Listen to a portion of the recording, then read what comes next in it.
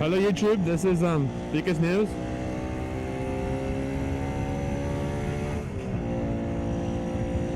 Today I'm on something different. I haven't been on this one yet on my videos. This is a 1969 BSA Bantam, the D17, or as they are known, the B175. It is a 175 two-stroke, 1969.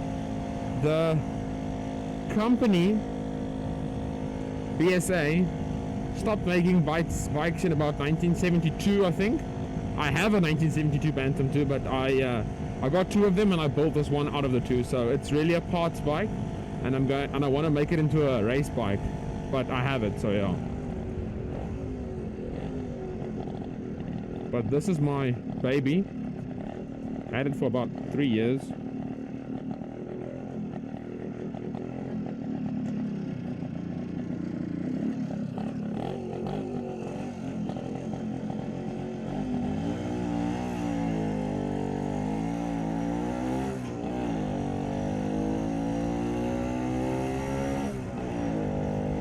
And trust me if I say, a lot of work.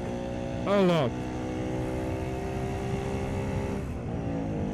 Okay, obviously things like I got it, it already had chrome handles, etc, etc. However, I think wiring has been my biggest problem with this thing. Yes, I mean, and it's not right at the moment. As you see, it's not running. This thing can run about 100, and I'm doing 60 now, so it's way under what it can do. I'm having some timing issues. I was at the Jaguar Samola hill climb, and halfway up the hill, the bolt of the cam, the points over there, came loose. So the bloody thing just stalled with me because there's no spark. But I got it back and running again. And like I was saying, biggest problem has been wiring on this thing. Mechanically, there's almost nothing that can go wrong. You have your engine, which has got power, and then you have your battery, your rectifier, your coil, and your points, and that's it. The rest is everything's mechanical. There's no CDI, there's no advance, so it's just plain, you do the timing, and you hook the wires and it runs. But bulbs has become a big problem with me. Yes. Because it's 6 volt. So I've struggled with the battery since the beginning.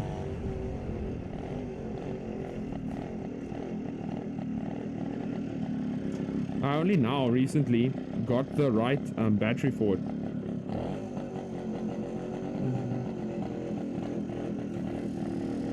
So yeah, this has kind of been my first ever restoration of a bike. And I must say, since this, I've gotten so many other bikes. I kind of want to say this was my first real. This is where the bug bit me. This thing. Even though it was the BSA bug. I put the new battery in now, and yesterday I finished wiring it, and I don't have any spare fuses with me. Luckily I'm going to the auto parts store. Okay, so where I'm going is the Transalp I had in one of my videos. We put the original cluster back on it, the speedo, everything, and now we're looking for a sender unit on it.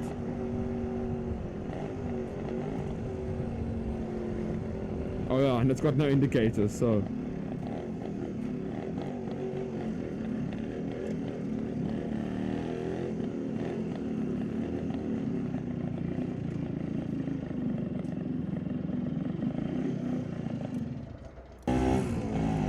yes, 850 Rand for a sender unit on a 2005 Honda Transalp.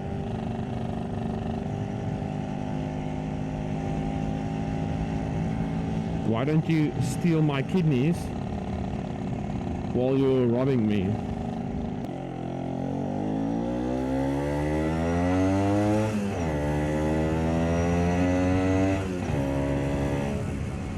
Now that That was a power pull. That was a power pull for you there. That was power band.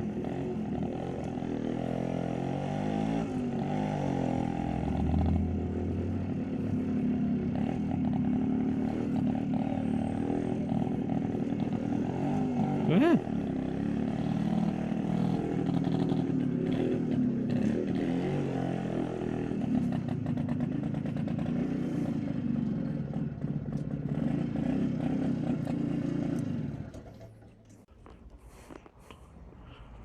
This is it.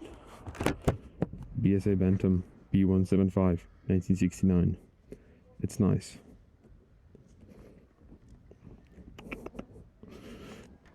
Let's get this bad boy rolling.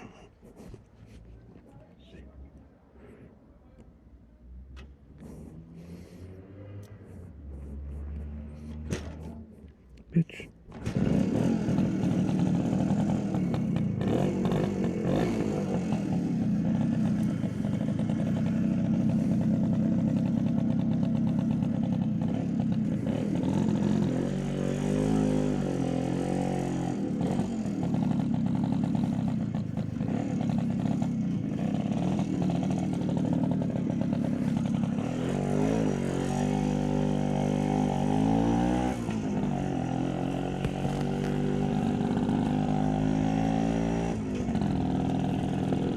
Okay, so how's this?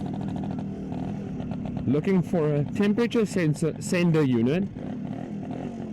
2005 Honda Transalp 650.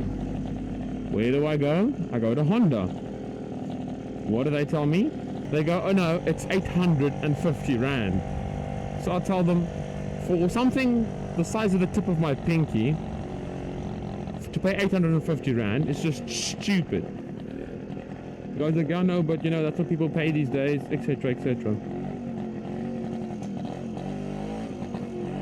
So I go to AutoZone for 100 Rand. So that's 1/8 of what they charged me. Well, less than 1/8. They charged me 109 Rand. Honda told me it's 850. It's not 1/8, it's a bit different than that, but still.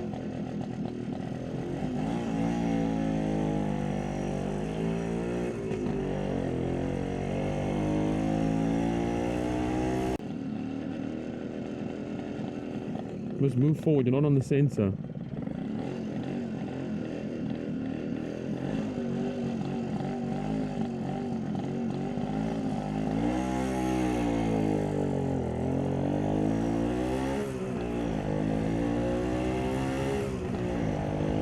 Wow.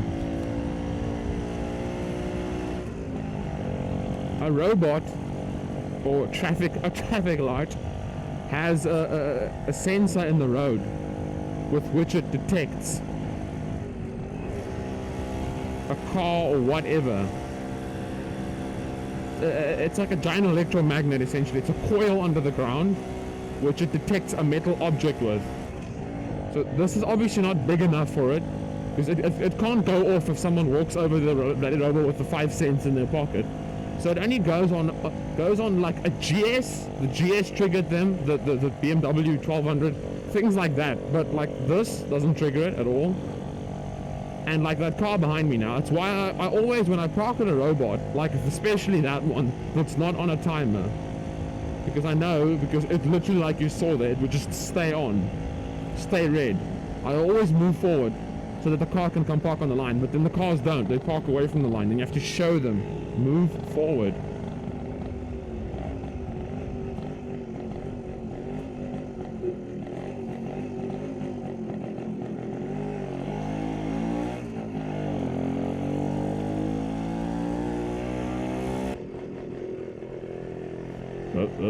Isn't it wrong? Till next time.